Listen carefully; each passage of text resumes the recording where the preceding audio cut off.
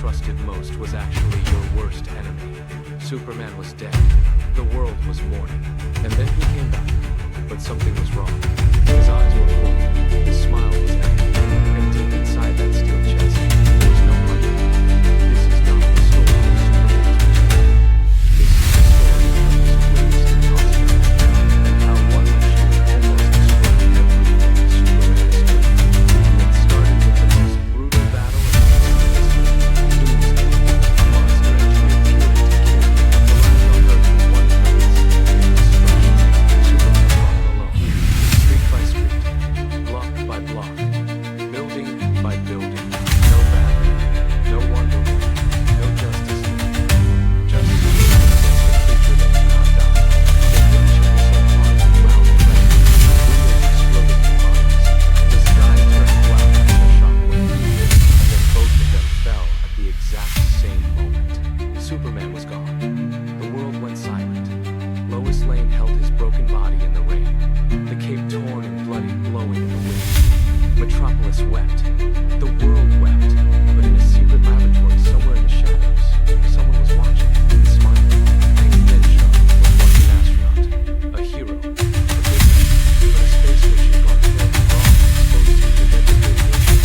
His body began to deteriorate. His crew died one by one. His wife lost her mind from grief. Hank blamed one person, Superman. As his physical body crumbled to dust, his mind, his consciousness, survived. It transferred itself into massive computers.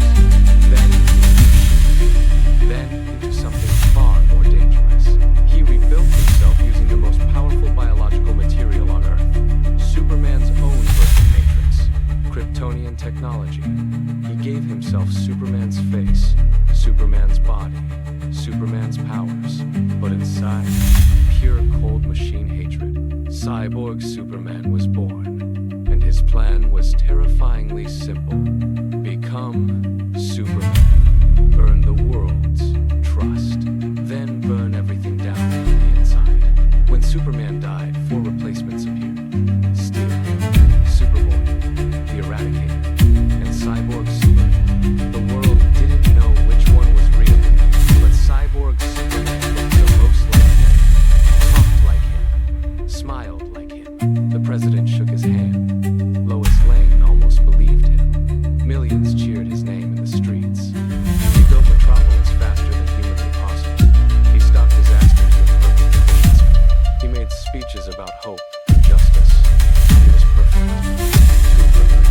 Because while the world cheered, he was secretly contacting the most dangerous alien warlord in the galaxy, Mongol. Together they had a plan so secret that made supervillains look like amateurs. Cyborg Superman gave Mongol defense codes for Coast City, a city of 7 million people, and Mongol fired. In seconds, 7 million people were gone. Coast City, home of Green Lantern Hal Jordan, was vaporized. Not damaged, not destroyed, erased from existence. Where a city once stood, only a smoking crater. This was not a battle. This was not a war. This was a message. Cyborg Superman stood in the ashes and declared himself ruler of Earth. The real Superman was still recovering his powers. Weak, confused, wearing a black suit absorbing sunlight. But when Clark Kent saw what Cyborg Superman had done, when he saw 7 million lives erased, something ancient and furious woke up inside him. The last son of Krypton was angry. Superman versus Cyborg Superman. The real versus the fake. Hope versus hatred.